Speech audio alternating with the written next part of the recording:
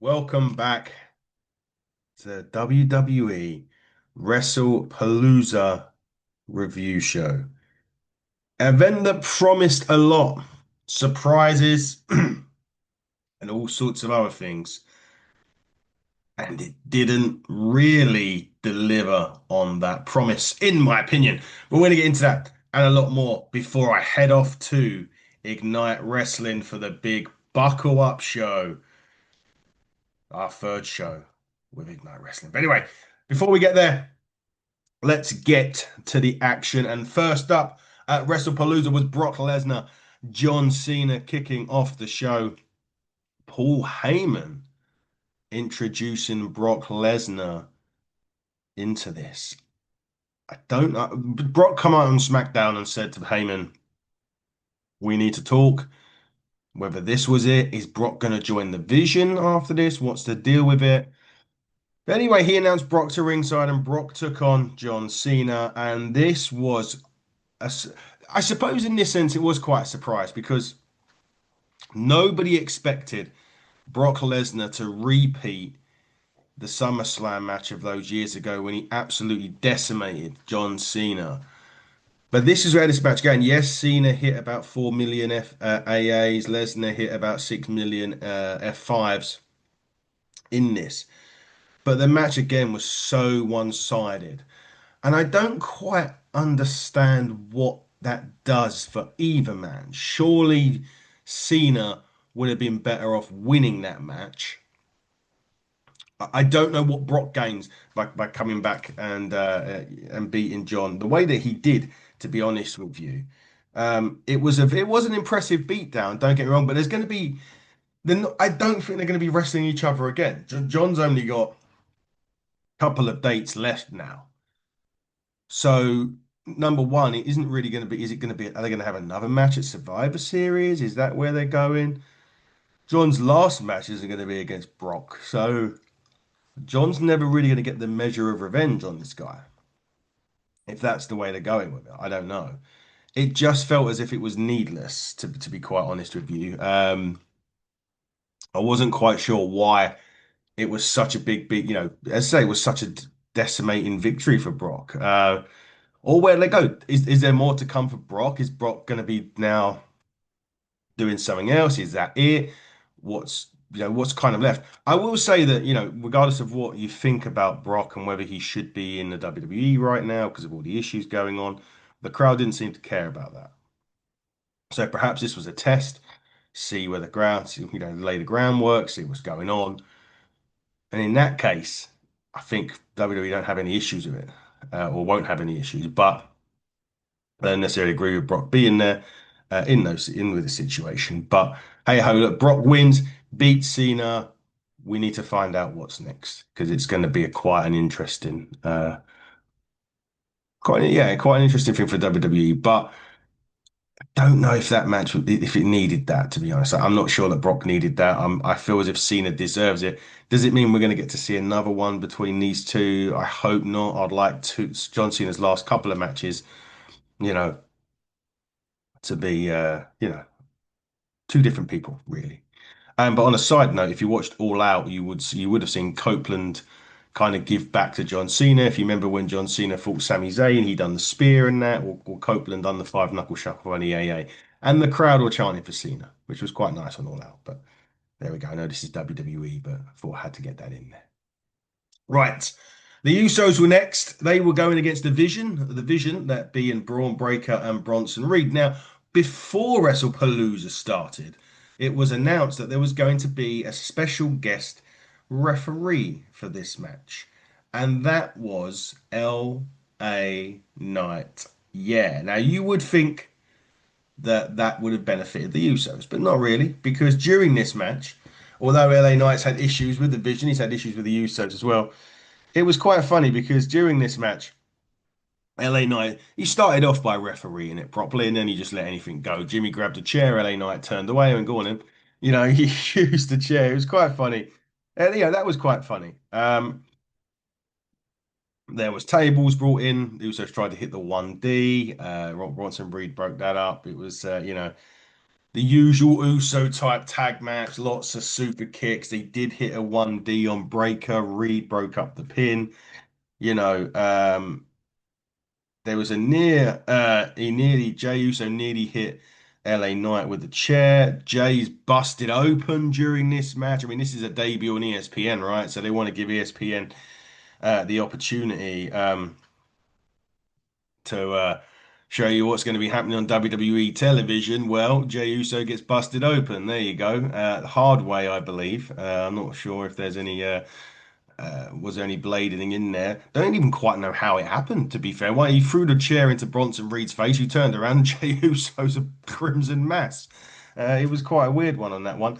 But then, of course, during that melee, Braun Breaker spears Jimmy Uso. Sorry, excuse me. Still getting rid of man flu.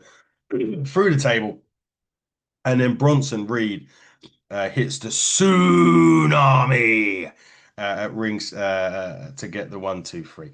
I would say with this one, it started off just as a standard tag team match, and then LA Knight turned it into absolute chaos, which is hilarious, and which I did like that.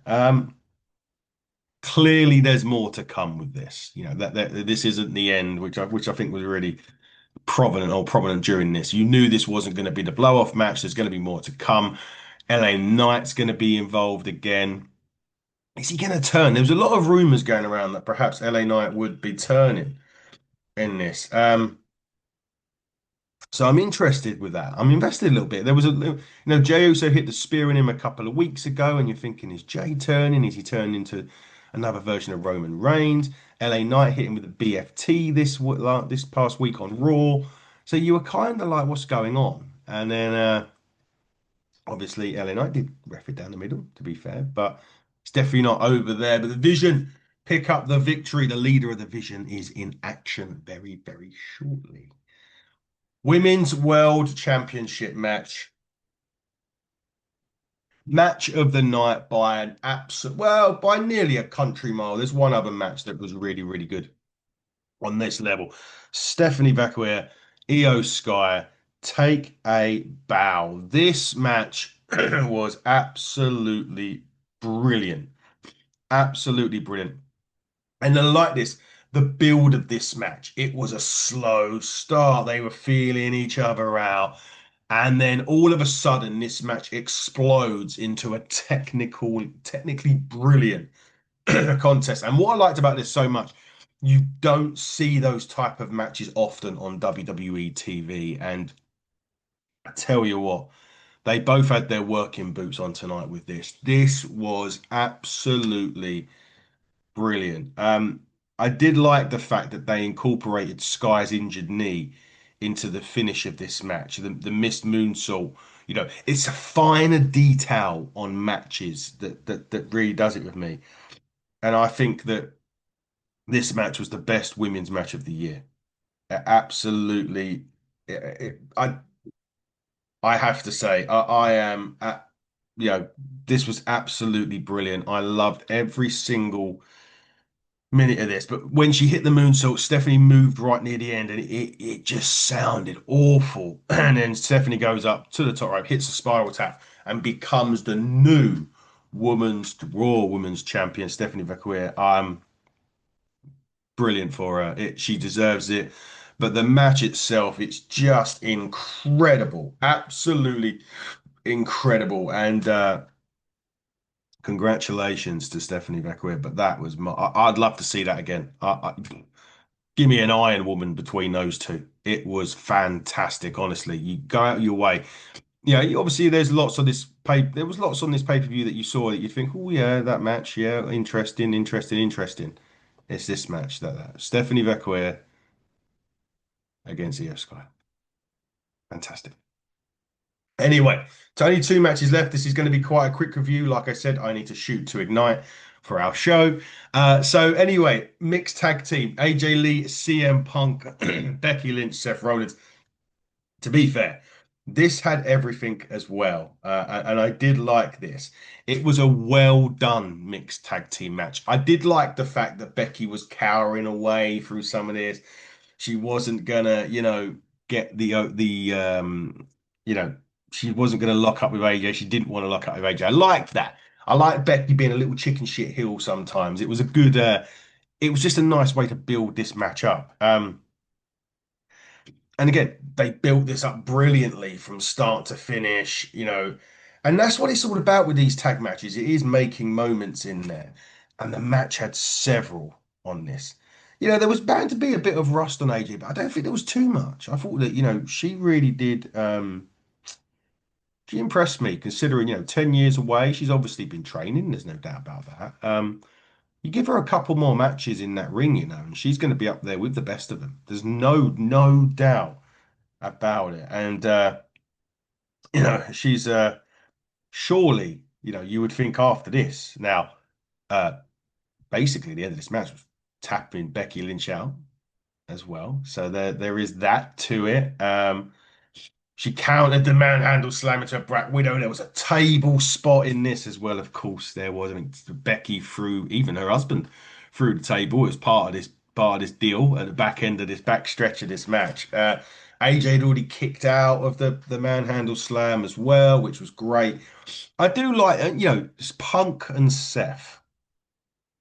I know they don't. I know there's still probably some animosity there, although pictures have been shared on social media of them going through the match, and you think, well, yes, they have to go. Why is it such a big deal? You know that you've watched WWE Unreal, you know what goes on, But I think there's still that with that animosity there and everything else. You can tell that this match still had a bit of bite to it, which is what I enjoyed actually. The fact that there was a bit of bite to this contest. But like I said, the manhandle slam was counted into the Black Widow, Becky Lynch taps, and you would expect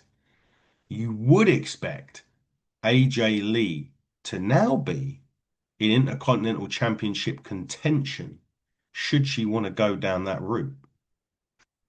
Punk got a victory over Seth. He didn't pin Seth, but he got a victory over Seth.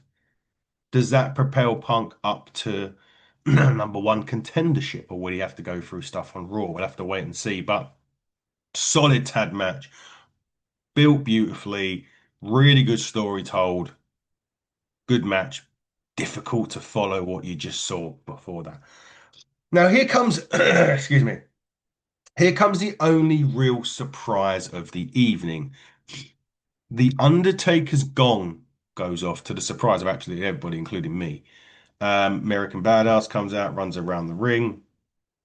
Stephanie McMahon is sitting by ringside. Undertaker grabs the mic, he hops over the barricade, talks about he was out here for Vegas, he was out at Vegas for the fight, she was there, yada yada yada. They've been known each other for years. Stephanie's hilarious little line, "You're not going to kidnap me, are you?" I thought that was brilliant. But what he did say was he's going to have the honor to induct. Well, I know he's inducting her, but I think he was basically having the honor of telling her that she was going to be inducted into the 2026 WWE Hall of Fame. I don't think there's anybody here that will have any arguments with that whatsoever. Congratulations to Stephanie McMahon, 2026 Hall of Fame bound. Nice way of doing it. You could tell it means a lot to her. I think she was crying to a degree. She's trying to hold it in. I know that much. Anyway, Pat McAfee was on commentary for some of this match. He did leave early. Not sure what the deal was with that. Was it just ESPN wanting him out there for a little bit? Not quite sure. I'd rather him be out there. I know he's a bit like Marmite. People love him or hate him. I love him on commentary. I really do. I wish he would be out there all the time. So I'm not sure what the deal is with that. But anyway. Main event, Cody and McIntyre, for the World Heavyweight Championship, was last up. Um, I just felt this one lacked in build. We knew that McIntyre had kind of injured Cody, so Cody could go and film Street Fighter. So the whole build of this wasn't really on television a lot, which was a problem for me. To be honest. The match had a good build to the finish, but when I was watching this, I just felt like it was like watching a standard episode of SmackDown. And because Cody and that been off TV, I felt like, it just hadn't had a lot. The feud hadn't really had a lot going for it. So to have the championship match on the line here, I think it was a little bit too soon because Cody as I say, they haven't. Cody's been away. McIntyre wasn't exactly on TV an abundance of times before this. So I just felt this was probably the wrong show to have had this match on there, if I'm honest with you. Because the feud hasn't had a lot of time to kickstart or kick off. Needless to say, the end of this was really, really good, actually. They're on the outside of the ring. Now, McIntyre's going to set up the Claymore kick through the commentator's desk. Now, that's what actually put Cody Rhodes out of action so he could go and film anyway. So the fact that he was going to do that again was pretty cool. Referee was stepping in the way, trying to get him not to do it. McIntyre, after a bit of a delay, does it. Cody moves out of the way, and McIntyre goes straight through and exploding the LED desk at the front. McIntyre at this point is screaming in pain and clutching his leg. He does make it back in the ring and drops Rose with the Glasgow kiss. And as he sets up another Claymore, his leg gives away, allowing Cody to hit the cutter, to hit the crossroads, and retain the championship. May have been better. I know they wouldn't have done this, but McIntyre winning this would have added a bit of bite to it if they're going to continue this down the line, like this week and that. Having McIntyre win the championship may have been a bit more of a better story to tell, perhaps. But Cody Rhodes wins, and that was Wrestlepalooza. I felt as if WWE set this up to be a really big deal and didn't deliver, is my opinion on this. It was more just like a Raw and SmackDown show put together. Watching, watching Cena get manhandled, and this, the main event was okay, but it just didn't. It just fell short of. WWE seemed to be promising the world on this. Now on ESPN as well. Apparently, you were getting commercial breaks on this. That if you're paying 40 fucking dollars to watch a show or whatever it is, you ain't going to be want to watching breaks. That's for sure. I mean, that's a piss take. That's an absolute piss take for the WWE fans over in the States. So I wouldn't be happy with that. And I'm sure the WWE fans in the States weren't going to be happy with it either. Um, that being said, like I said, the WWE promised big stuff. I think that it didn't quite hit the mark. It wasn't necessarily a bad event. I just don't think it was as good as WWE said it would be. My opinion. Drop yours in the comments, drop yours wherever you want so I can read them. And thank you for watching. I'm going to go and shoot off the Shenley Road. I have a show. Well, I have a joint show, shall I say. That's not very nice. Me saying I've got a show. It's not necessarily all my show. I have a joint show to be a part of with Ignite. We're looking forward to seeing some of you down there as well. Get down there. Good luck getting a ticket if you haven't got one already. But anyway, we'll see you down there. We'll see you again soon. And until then, everybody, buckle down, stay safe, and goodbye.